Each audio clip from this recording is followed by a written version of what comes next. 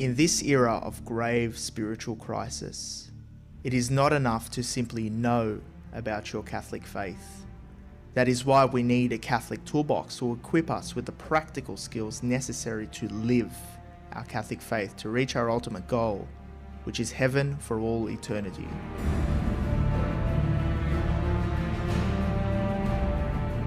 Do not merely listen to the word and so deceive yourselves. Do what it says.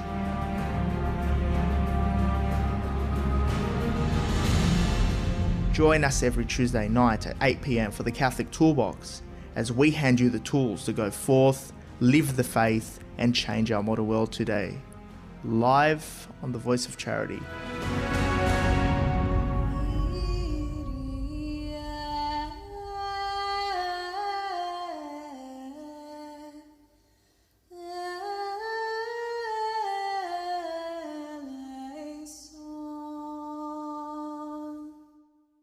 Welcome back to another week here on the Catholic Toolbox, the art of practical Catholicism.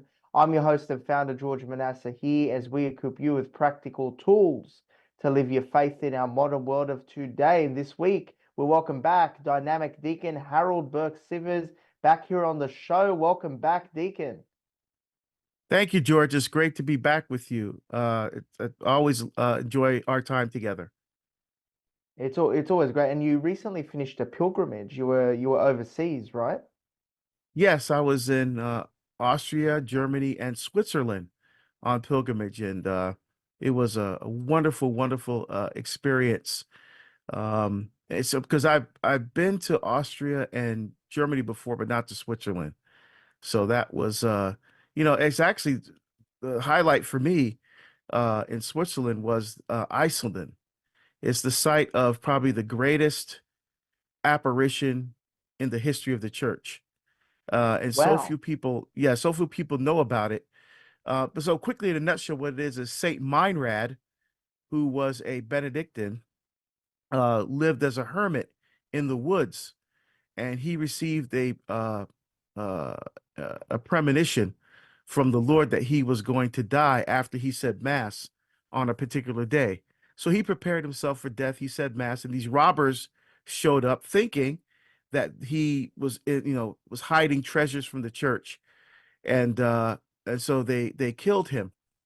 And so the bishop, a few years later, people heard about what happened, and the Benedictines came. They built a small monastery on top of the place where Saint Meinrad was killed, and so the bishop came to consecrate the church that they were building over the hermitage of Saint Meinrad. And as they were praying, they were doing a prayer vigil, preparing for the consecration. All of a sudden, there's the heavens open, and there's angels that come down, followed by like Saint Augustine, Saint Thomas Aquinas, the deacons Lawrence and Stephen, and then the Blessed Virgin Mary, and then Wow. Jesus Christ himself comes and actually does the consecration of the church himself. And I wait, what? What? How come we don't know about this? The But whole they know, house. it's well documented. The church investigated it. They interviewed all the people, not just the bishop, but the other priests and people who were there, and they all verified that this was happening. It's a proved apparition of the church. It's just incredible, and that church is absolutely That's a stunning. pretty substantial. Yeah, that's what I'm saying. I mean, So it's the whole unbelievable. house In fact, came down. yeah, if in fact, Father Alar did a homily in Iceland on this miracle. So if you go to YouTube, you can see Father Alar's funeral. In fact, you can see me. I was deaconing at that mass, so you can see me sitting right behind Father Alar in the video where he's giving his Yeah. homily that explains this whole miracle of Iceland in Switzerland. So it'd be worth your time to watch or listen to that homily. It's amazing. I mean, it's the first time I've heard of it, but thank you very much for enlightening me and our listeners, Deacon. And it's a very significant day for me, the Feast of St. George here in Australia. Oh, So happy feast day! Happy, yeah. I mean, Saint George, a great martyr of the church. His inspiration is needed for our times, and especially, with the many challenges that we face. And we're going to discuss today critical race theory. Now, I actually forgot what that means. So enlighten us, Deacon. What is Yeah. critical race theory? Yeah, so first of all, let me explain this within context. So, during the pandemic, when I was home and couldn't travel, I decided what else could I do? So I decided to write, and there were two things I wanted to write about. One of them was on the diaconate, because at that time I was approaching 20 years of ordination to the Wow. diaconate, and so I wrote a book called um, on diaconal spirituality, Our Life of Service, the Handbook for Catholic Deacons. And I wrote another book because I wanted. There was at that time there's a lot of the race issues going on, particularly in the United States, with um, especially against police officers and people of color and that kind of thing. And I didn't really see any kind of dialogue. I didn't see a way forward from what the secular society was proposing to deal with this issue of race. So I decided, you know what, the Catholics uh, can take the lead in helping people to deal with this issue. So I wrote a book called "Building a Civilization of Love: A Catholic Response to Racism." So in that book, it covers a lot from biblical history of slavery. It covers the uh, racism in the United States of America. But I also talk about three ideologies that people are trying to bring into the church as a solution: liberation theology, the Black Lives Matter movement, and critical race theory. So when I approached all of them, but I approached it very objectively. For example, with critical race theory, I didn't know what it was. All I heard, there were a lot of Catholic bloggers, a lot of Catholic apologists saying how horrible this is and it has no place in the church. So I said, okay, wait a minute. Maybe they're just, they're angry and well, let me Yes. just see for myself. So I went as part of my research for the book, I bought the books of the leading proponents of critical race theory. So that would be Derek Bell, Richard Delgado, Janine Stefanik, and Kimberly Crenshaw. And I bought their books and I read them to see for myself what they had to say about what critical race theory is. And so the more I read, the more confused I got because they use language that I've never heard before. And we'll talk about some of that today. I And think I everything basically seems to learned, be new, Deacon. Everything yeah. So seems to be new. well, that's what happens in the culture. In order to create a new narrative, like with gender theory, they have to create new language and new categories of gender in order to push forward their agenda. And so the same thing is true of critical race theory. So it took me a while just to understand the terms that they were using because I wasn't used to hearing those terms. And so once I did a deep dive into it, I realized critical race theory has no place in the church. And again, I looked at that objectively by looking at what critical race theory proponents actually propose to see maybe there's something here that we can use as Catholics that will help us start taking the bricks out of the wall of racial division. And I found that actually the opposite is true. There's really nothing there that can help us. In fact, the implementation of critical race theory actually makes things worse. Yeah. So what is this? I think everybody's heard of it, but I guarantee you, especially people who are trying to bring this to the church, have no idea what it is. So basically, it's a theory, but the way people talk about it, you think it's critical race fact, but it's critical race theory. Basically, it's a collection of activists and scholars, secular scholars, who are re-looking at the relationship between race and power. Okay, race and power. But it's an intellectual hypothesis that, and here's the thing, they try to redefine what race is. So one of the things I do in the book, I look at what the definition of race is. And everybody knows like there's it talks about biological distinction. So you're black or you're Hispanic or you're Asian or you're whatever, or you could be French or Spanish or Mexican or Aussie or Kiwi Lebanese. or so that's what we think about what race is. But what they Yeah. say is that race is not about categorical differentiation. So it's not about putting people in categories. Well, you're not French, you're not Russian or whatever, and it's not about biological distinction, right? So black, white, Asian. Within a species, what they say, it's a social construct. So critical race theory, they say, is a socially constructed instrument that's used to exploit and oppress people of color. All right, that's what they say race is. So that's the premise that which they begin their argument about what critical race theory is. Okay, so is it asserting that race doesn't exist, essentially? Yeah, so what they say that the fact that there is distinctions between nationalities and different ethnicities is irrelevant. What race really is about power and authority and control of the majority race over the other races. That's that's their premise. Now, where does that come from?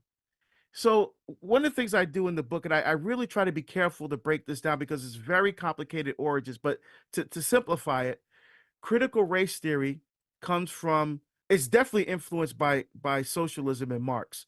There's no question or doubt about that. So it can be traced back to something called critical legal theory. So what critical legal theory looked at was just because laws changed with regard to race doesn't mean that attitudes have changed with regard to race. Okay, that's critical Yeah. legal theory. That comes out of critical theory from the 1920s from Karl Marx and Sigmund Freud. So it was, again, it was a critical theory was a political philosophy geared toward I'm trying to explain this in a simple way. A political philosophy geared towards subverting social frameworks that dominate and oppress specific groups of people. Um, so critical theory really is an offshoot of Karl Marx philosophy called dialectical materialism. I know this is all sounds complicated, but it really makes sense. So, so in Marx thinking, this is before socialism now. Yeah. What he thought was it was it combined the philosophy with George Hegel, and so Hegel came with the Hegelian dialectic and Marxist philosophy of materialism, and he kind of put those together. So basically, what Hegel said was that there is a thesis and there's a counter antithesis, and the tension and conflict and struggle between thesis and antithesis leads to a new synthesis. Okay, now, Yeah. typically when this was applied, it was applied to hard sciences like biology and physics and chemistry. But what Marx did, he took that Hegelian dialectic and applied it to political philosophy and economics, right? Which is something that, and Floyd applied it to psychology. Yeah. And so out of that, he that's where socialism comes from. So you have the proletariat and the bourgeois, and the tension, conflict, and struggle between proletariat and Yeah. bourgeois leads to socialism. And so that's really the origins of where critical race theory comes from. I know it seems a little bit convoluted, but I think you have to understand that this definitely has a Marxist and socialist background. Now clearly they're not asserting that different ethnic groups exist or different ethnic gene pools exist because there Right. are They're Africans not and there are denying that. white They're just saying people it and has there are nothing Middle to do East. with racism. Exactly, because there are black people, there are white people, there are Middle Eastern people, there are European people, there are Asian people. Clearly, ethnically, on a DNA level, they exist. But what it's trying to say is it's irrelevant. Yes. Yes. So it's about power, authority, control. So what's the goal of critical race theory? It's What's to the goal? liberate Because people yeah, from these oppressive structures through major societal and political change. Right? That's really what they're trying to do. It has So nothing if to do with race. It's if about Genghis changing Khan, structures of society based on politics yeah, and changing social constructs. yeah. So if Genghis Khan was still in power, would we be trying to fight against his oppressive social structure, or the Ottoman Empire was still in power, or any other civilization would, or is it just trying to target a Western power, a Western dominated power? What are your thoughts, Deacon? Yeah, so what it is they're looking at the predominant race, basically white Yeah, people. yeah, So we have to overthrow these oppressive structures that were established by Caucasian people. And the way you do that, and here's where the big problem with critical race theory comes in with regard to the church and people of faith. yeah, The way you make change is by changing society, changes within society and within politics. So it's a societal structural change.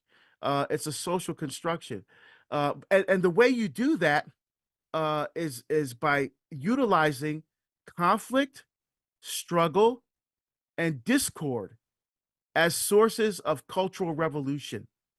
All right, of so course. so this is very this is in juxtaposition to a Christian approach with Jesus Christ, who came to bring peace, right? Who wanted to make change, but you have to start with the person.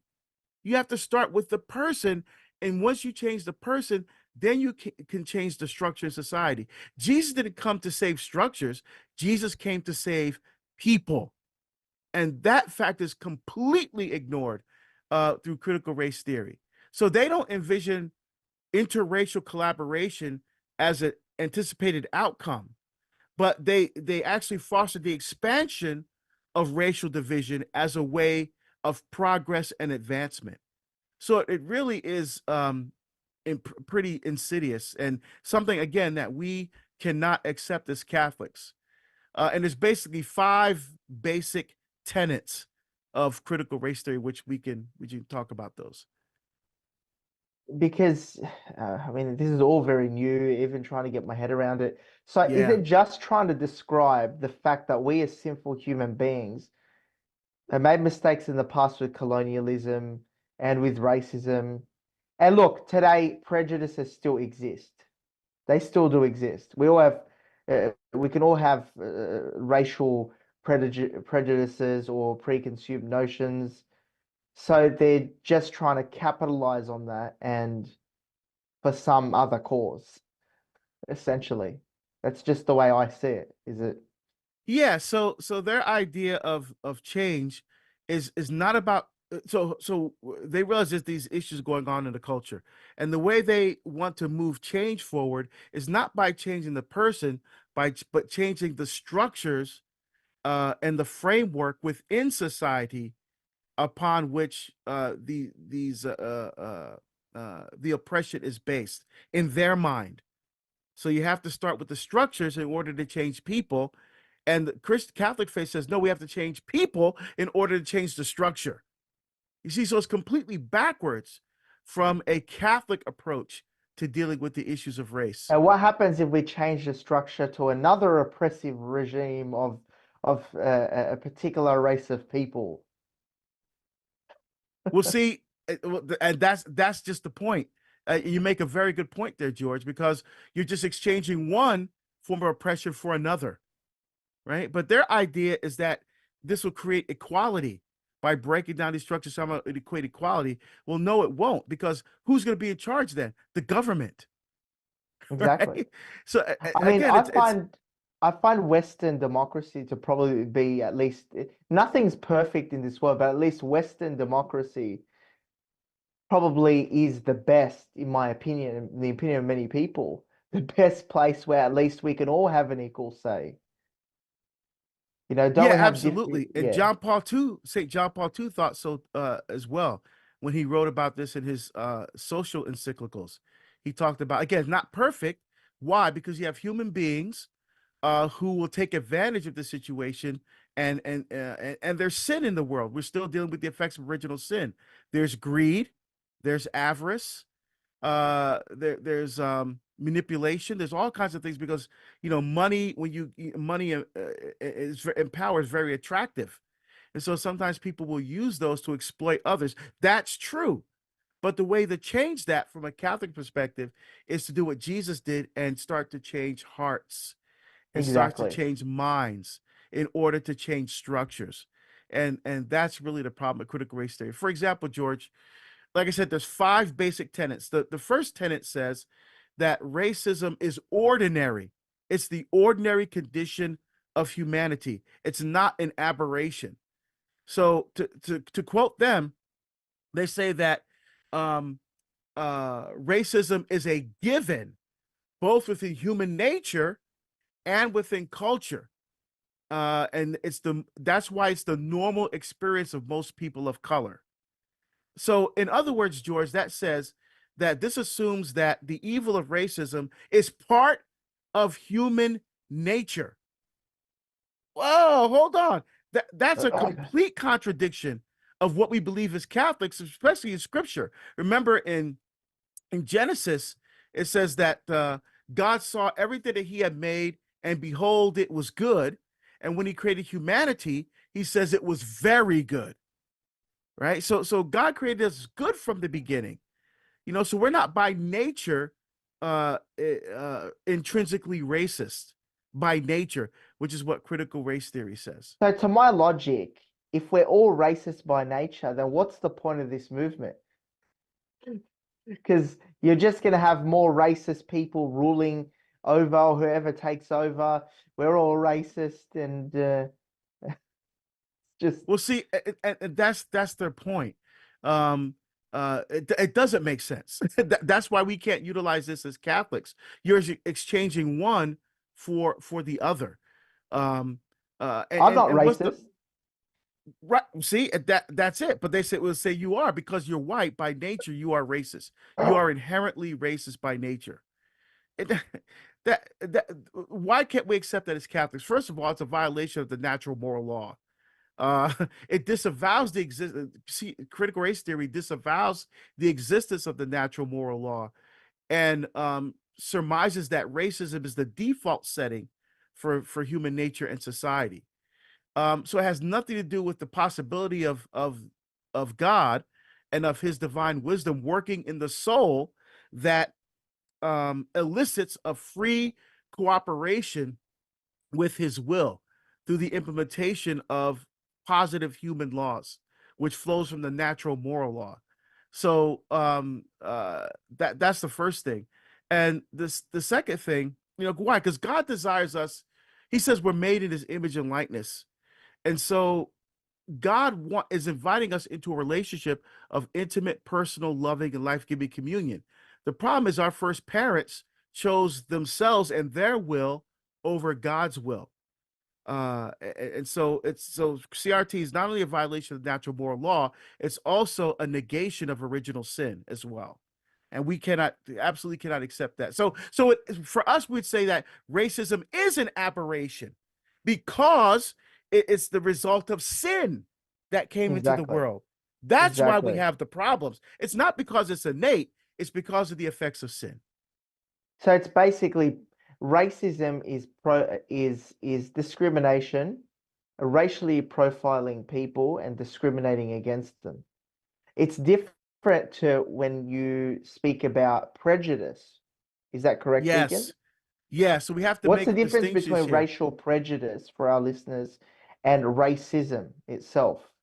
Yeah, so prejudice is making a preconceived notion about someone not based on any objective knowledge or Hatred subjective or experience, right? So again, prejudice is making a preconceived notion about someone without any objective knowledge or subjective experience, yeah, and which leads to stereotyping. Racism is uh prejudice as I just described it, with the added piece, the reason why I believe this is my race is superior to your race. So let me give you a simple example, George. At a parish mission a couple years back, someone came up to me and said, Oh, you went, because I went to Notre Dame, and University of Notre Dame in the United States is a big football, not soccer, but American football. It's a very, very NFL. popular school for that. Yeah. And so the guy looked at me and said, "Oh, you went to Notre Dame. What position did you play?" So just by looking at me and my size, he made an assumption that I played football for this school. Again, And very you didn't play prestigious school football, when it did you? comes to sports. And that wasn't the case at all. So some Yeah. people would say that was racist. What he said to you was racist. No, it wasn't. It was prejudice, but it wasn't racist. Why? In order for that statement to be racist, George, what he would have to have meant when he said it was, the reason I just said that to you is I believe that people that look like you cannot get into a school of that academic caliber without an athletic scholarship. And so the only way that someone of your race can get into a school like that is with athletics. That would have been racist. Okay. But when he found out that I actually never played American football, that I had an academic scholarship to that school, he got embarrassed. He goes, "Oh, Deacon, sorry, you know." So yes, it was prejudice, but it was not racist. Yeah. What he should have asked was, "Oh, you went to Notre Dame. What did you study?" Because that's what he would have asked anybody else. So I hope that helps to Exactly. make the distinction. Exactly. Or I mean, being of Lebanese background, people assume, you're a tradie or a builder here in Australia, and many people, over the years have assumed that, and you say, I'm not good with my tools or my hands, or See, exactly, it's but not that people are racist. I think right. the way we've battled racism here in Australia, and we did it pretty well, was through comedy. I think we have many different comedians who we call them ethnic comedians, whether they're Lebanese, they're Asian, they're Arab, and they make funny jokes about communities, and people just lighten up and understand that we don't hate the race, we just had a prejudice or a stereotype, and we celebrate it. We have a laugh about it, and it's something to be prejudices. I think shouldn't lead to race. It doesn't mean racism. So it's just Yeah. And that used to be the case here in the United States as well. We used to have comedians, yeah, uh, both white and comedians of color, who used to joke about this. They yeah, used to joke about the friends they grew up with in the neighborhood or friends yeah. they grew up in school. And it was funny. I mean, we laughed at each other because it was funny. But now, the way society is today, it's turned itself on its head. So by redefining race as part of not again biological or physical distinction, but a vehicle of oppression. See, they're changing the narrative, and we as Catholics have to push back against that, because again, critical race theory, again, as I just showed, goes against Catholic teaching on the natural moral law and original sin. I Uh, think it's quite clear it goes against church teaching. That's already established, Deacon. But do you think this racism that they talk about, this white supremacy, does it really exist to the extent? Now, obviously, there are prejudices, there are advantages, there are people with racist attitudes in society, maybe in big positions, but does it exist the way it's being narrated, or is it just being hyped up or blown up out of well, proportion that's a for an that's a really agenda? good question, and I think what we have to do as Christians is look at society and make a distinction between um, institutional racism and people in institutions who are racist. That's a So, for great point. example, in the United States, we had chattel slavery, for several hundred years. We literally took people from the continent of Africa and brought them over to the United States and enslaved them. We took away their rights and their freedoms, and so that is institutional racism. And even within the Catholic Church herself, back in the United States, back in the time of Jim Crow, which is the postbellum era, right after the Civil War and the release of the slaves, through not only the Emancipation Proclamation, but through the 11th Amendment to the Constitution of the United States that ended slavery. But there was still a lot of racist attitudes. We had something called Jim Crow laws that said that Yeah. black people couldn't go certain places, that the sit in the back of the bus in public transportation. They could only use certain water fountains. They make a distinction between black and white. So there was this underlying racist attitude, and it was in the church, even though the church didn't teach that. There were black people when they went to church had to sit in the back or sit in the choir loft apart from the other worshipers. And so you have to look at that and say, wait a minute, why was the church following the society and not the gospel of Jesus Christ? Because the Catholic faith certainly does not teach about separating people. So you had bishops and church leaders who are following the societal norms and the societal laws and not the teachings of the church. And that's what critical race theory is trying to look at. Well, we need to, in order to fix that, we have to change the structure. So we can't have a hierarchy in the church because there's a bunch of white men running the church.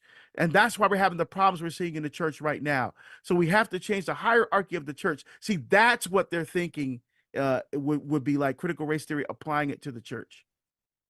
Okay, yeah, so that's understood. And you publish a very good book here. Let's talk about that and some of the work and what went into that. Yes. So the book, the way it's Building a structured, civilization of love.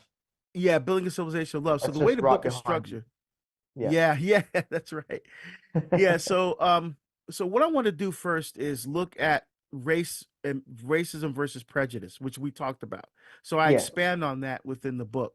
I use biblical examples as well. I use a lot of scripture in the book. I make a distinction between when the Bible talks about slavery, because everybody says, well, St. Paul endorsed slavery. And, in his letter, he talks about slaves be, in Galatians and Corinthians, he talks about slaves, be obedient to your masters and things like that. Well, wait a minute. There are 5 types of slavery that are spoken about in the Bible. Which one was St. Paul talking about?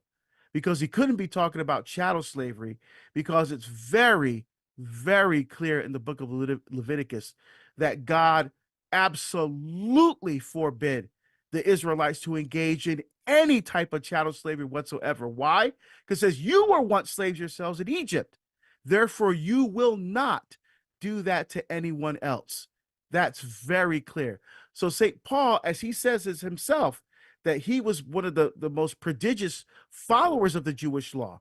There is no way that Paul could ever be endorsing chattel slavery. But what else was considered slavery? Just a couple of quick examples. If you had 4 kids and you were poor and you had a 5th child and you could not take care of that child, in fact, your family would starve because there's additional mouth to feed, you could give that child to a family and that child would serve as a servant in that other family. Okay, that's called indentured servitude. All right. And so that Indentured was for a servitude. period of 7 years, because remember, every 7 years was a Jubilee year. And one of the things you did during the Jubilee year, you would release all of the indentured servants who they called slaves. So Yeah. that was a form of slavery. If you committed a crime, and you know how sometimes they have the prisoners pick up garbage along the side of the roadway? Yeah. They They're doing called some that work. slavery. You see, so Exactly. yeah, they use the same word, but you have to look at the context to understand what kind of slavery is being spoken about. You just can't lump everything into one category. But so Exactly. many people have done that with the Bible. And there's people even today that say, having a boss and an employer is slavery, modern slavery, if they want to The, go that far. there you So go. And why do they say that, George? Because you have business owners who don't look at their employees as being made in the image and likeness of God. They exactly. look at them as widgets. They look at them as vehicles of production. They look at these. This is the way I make money, and they exploit the gifts and the talents of the people that work for them to maximize profits at the expense of the people that work for them. that's why you have this kind of critical race theory. It tries to come in and say we need to change that. What you need to do is change the attitude of the business owner.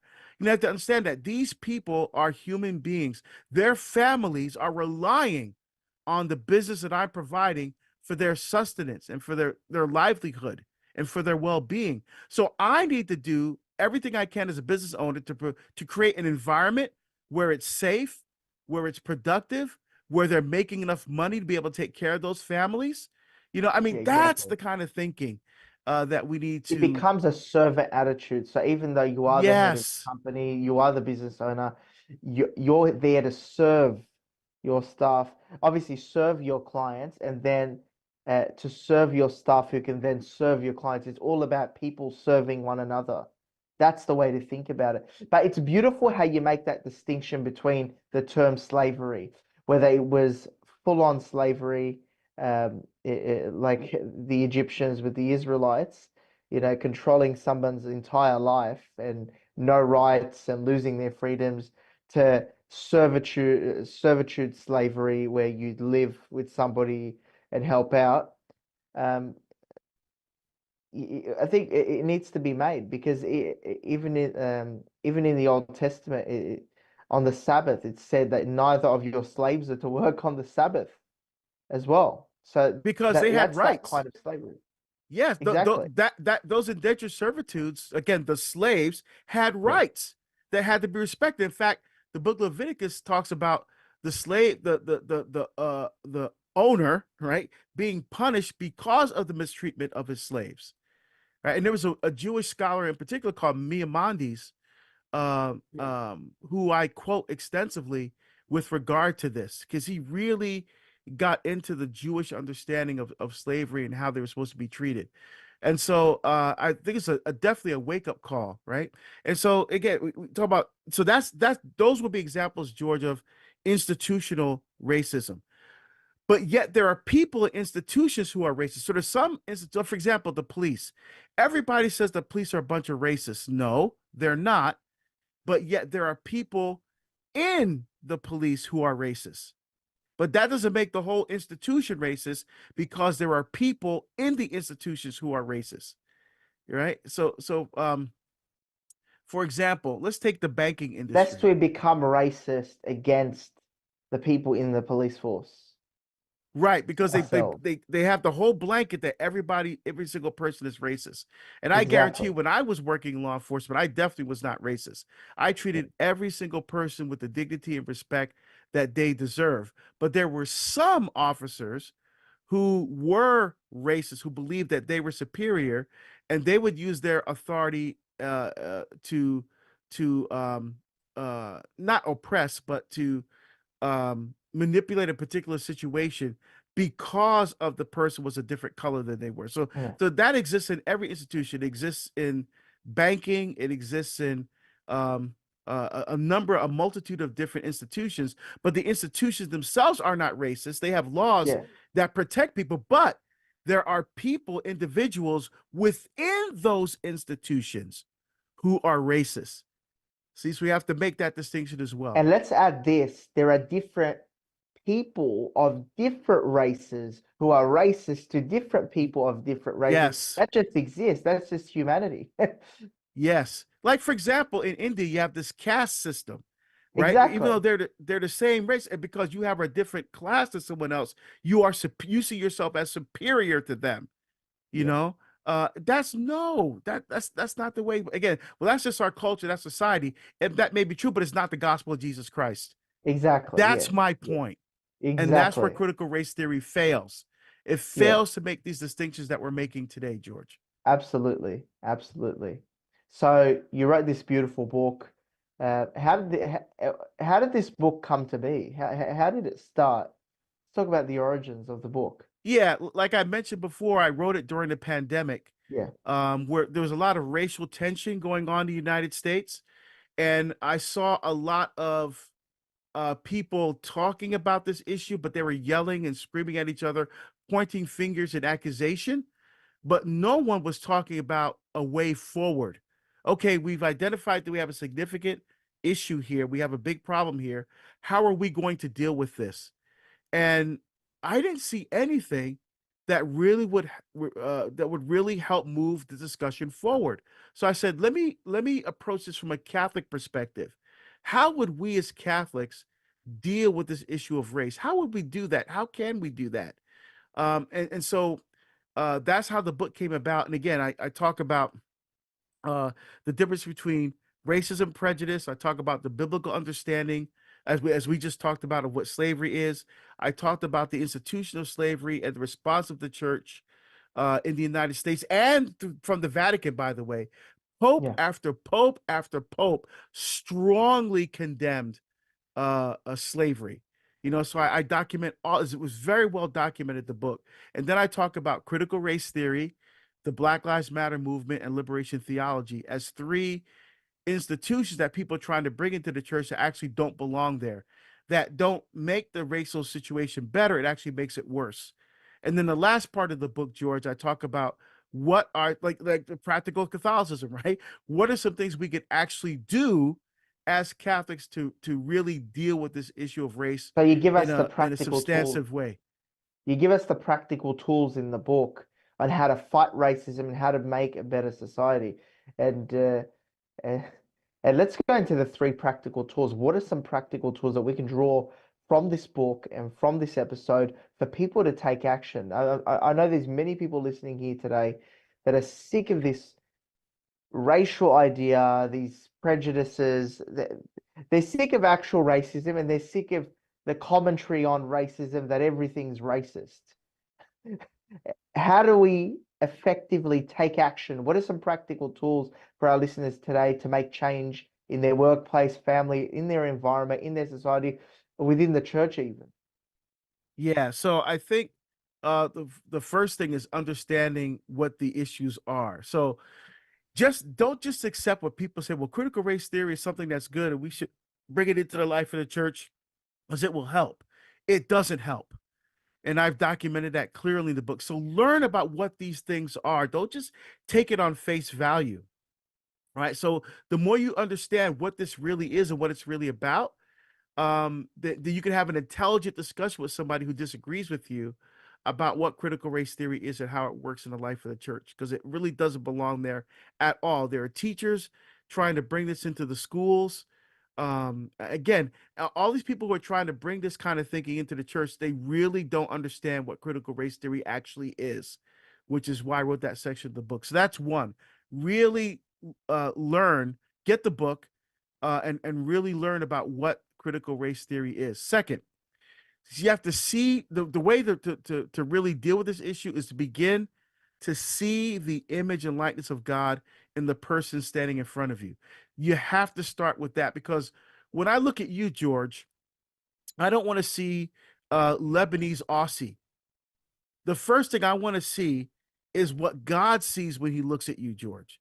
Because God doesn't say, oh, there's that George, that Lebanese Catholic guy that lives in Australia. I mean, God, he doesn't start there. He looks at you. He looks through you to see you. For Yeah, example, people say, well, Deacon, you're a black Catholic. And I say, no, I'm a Catholic who's black. Oh, what do you exactly. mean? Are you denying your black heritage? No. When I die and stand before Jesus Christ, he's not going to ask me how black I am. He's going to say, did you pick up your cross and follow me even when it was hard? I gave you talents. I gave you diaconate, fatherhood, and being a husband. Where's my 30, 50, 100-fold return on the investment I made in you? I gave my life and died on that cross for you. How have you honored that sacrifice that I made for you? By utilizing your gifts and talents for my honor and glory. See, that's irrespective, George, of race, right? That's Yeah. that's what he's going to ask me. So when people say you black, no, I'm a Catholic who's black. I'm Catholic first and foremost because our Catholic faith transcends race and ethnicity. So I have to see myself as a child of God first. And because I'm able to see you, George, that way, the way God sees you, now I'm able to appreciate your Lebanese culture and your food and your ethnicity and all the other beautiful things that God has given you in order to express who you are within this cultural context. But the first thing I need to do is see you the way God sees you, to look at you through God's eyes, to experience the power of God's love in and through the person that God created you to be. I need to see that first, and then I'm able to see you. Now I'm able to appreciate all the beautiful other cultural and ethnic aspects that you bring to the table. And then But finally, even culture, sorry, Deacon, is ordered towards our faith a lot of the time. yeah, yeah, and so yeah, there's different cultural expressions of the faith, but it's the one faith. Remember what Paul says: one Lord, one faith, one baptism, one God and Father of all. There's no longer Jew or Greek, slave or free, male or female. We're all one in Christ. Now he's not saying that there's no male and female man, but what he's saying is there's no longer anything separating us, because the one thing that unites all of us is the teachings of Jesus Christ and the Catholic faith. And that's what we need to see first, and then we can appreciate all the beautiful gifts. Like we like in my parish, half the parish is Vietnamese, and we have a Vietnamese choir, and they are beautiful. What a beautiful expression of bringing worship to the church through their singing. I don't understand what they're saying, but it's beautiful and it's elevating, and it really feels like you're worshiping God when you hear them sing. That's a cultural expression of the reality of living their Catholic faith, which we all share together as part of the body of Christ, for sure. So much so, Deacon, that we have 23 rites of the Catholic Church, each of which developed in the cultural context of the different parts of the world. For example, we have Exactly. the Roman Rite, developed in Rome, out of Rome. We have the Ethiopian Rite, and behind you and on the cover of the book are Ethiopian icons. Those are icons similar to Byzantine icons. That's Ethiopian Christian art. And Christianity reached Ethiopia before Rome. So, I mean, I watched a video on Instagram of somebody in the streets trying to say that Christianity was imposed by white colonials. Yeah. And an African man stopped with his strong African accent from Africa and said, Christianity reached Ethiopia and Africa before Rome. Christianity was already there. And That's right. right behind you are the beautiful African Ethiopian icons. And there's a whole liturgy around the Ethiopian liturgy, and there's the Coptic liturgy. If you head up north to Egypt, Yeah. there's the Maronite liturgy, which comes from Lebanon, the Syriac liturgy, the Syro Ukrainian Malabar in India. Syro-Malabar in India, Armenian liturgy. There's um, there's also all the Byzantine rites Yeah, which there's come from 11 or 12 Islam different Byzantine rites. Exactly. and Exactly. self-governing churches. I think Catholicism is the antidote to racism because we are a universal church, essentially. And that's the whole point of my book, George. You basically summarize it in one sentence.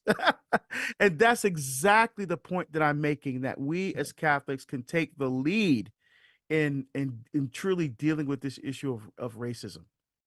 Absolutely. And Deacon, where can people get a copy of your book so they can start ordering? This is a great book for many people to read. I think this can be given in any context. If people are struggling with racism or experiencing racism, where can people get a copy of your book?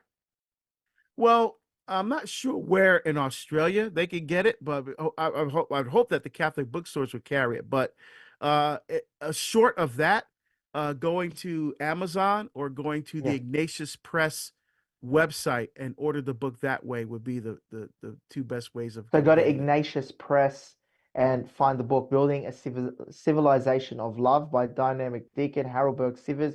Go to Amazon as well if you want to order it from there. Or within Australia, even contact Perusia Media to get your copy, or you can order online.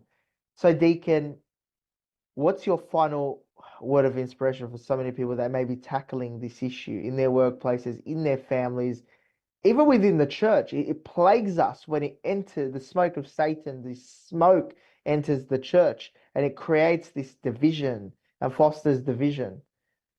Yeah, so What are your words of inspiration for our yeah, listeners? so I would say, look, don't become a victim. Don't buy into the mentality of the culture. We need to think with the heart and the mind of Christ, right? St. Paul says, put on the mind of Christ. We need to be countercultural. We need to not think like the critical race theorists who want to change structures in order to change people. We have to start by changing people in order to change the structures. And so the way I interact with you as a person, get to know the person, right? Get to understand who they are. Look at them and see them the way God sees them, and then you're able to appreciate all the other beautiful things that go along with what it means to be made in the image and likeness of God. You know, to say, you know, if someone in your parish is of a different, say they're from India, go to an Indian restaurant with them, learn about the food and the culture, because you can experience so much of culture through food. And that's one of the things we did in our parish. We had parish potlucks, and we had Yeah, the Filipinos and the Vietnamese and the Africans all bringing food and trying different foods, and you know, really learning from each other and growing in their community, and their commitment to build up the body of Christ together. Because the one thing they all have in common, even though from different parts of the world, is their faith in Jesus Christ. And so making that effort to see the world through the eyes of Christ and not see it through the eyes of socialism, I think is a beautiful way to start. absolutely. And I think the you know, get cultured. You know, another practical tool is go to an Indian restaurant, go to a Lebanese restaurant, meet some people, get cultured, get comfortable with meeting different people of different nationalities, and become comfortable. And I think our Catholic faith unites everybody, no matter what your difference. Everybody has a right that they can follow. uh, and everybody has a place. There's different spiritualities in the church. We are really the universal church, and Catholicism is the antidote to racism and racial division. We are the universal church, and it's absolutely profound. So get a copy of Dynamic Deacon Harold's book, Building a Civilization of Love. You'll absolutely love this book. It's a tremendous piece. And funny about how it came into existence. You and I were running an episode on Black Lives Matter, and my wife put up an ad, Black Lives Matter, Dynamic Deacon Harold Burke-Sivers on the show. And then all of a sudden, everybody freaked out. Oh, Deacon Harold promoting Black Lives Yeah, Matter. yeah. And that I actually talk about that in the book, George. That's actually in the book, where I talk about you Absolutely. specifically, and I talk about the show and what happened, as a launching point to talking about what the Black Lives Matter movement is really all about. So yeah, so Exactly. that really happened, everybody. And something great was born. So thank you for being Yes. with me today, Dynamic Deacon Harold, on the show. Thank you, George. I just want to also just point people to the fact that I have a new show on EWTN called Beacon of Truth.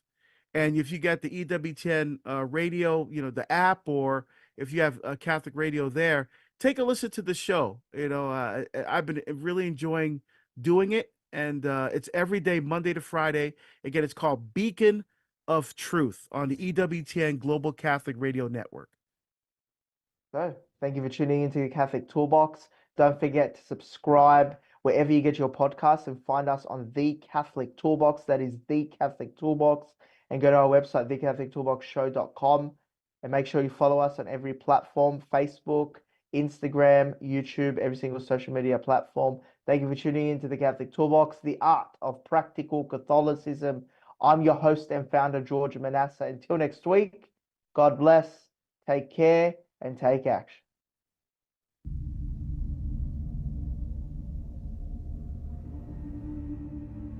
In this era of grave spiritual crisis, it is not enough to simply know about your Catholic faith.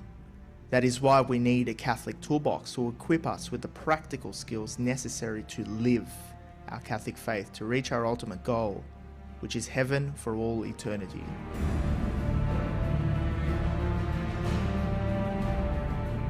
Do not merely listen to the word and so deceive yourselves.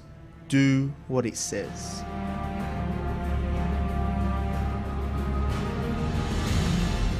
Join us every Tuesday night at 8 p.m. for the Catholic Toolbox as we hand you the tools to go forth, live the faith, and change our modern world today. Live on the Voice of Charity.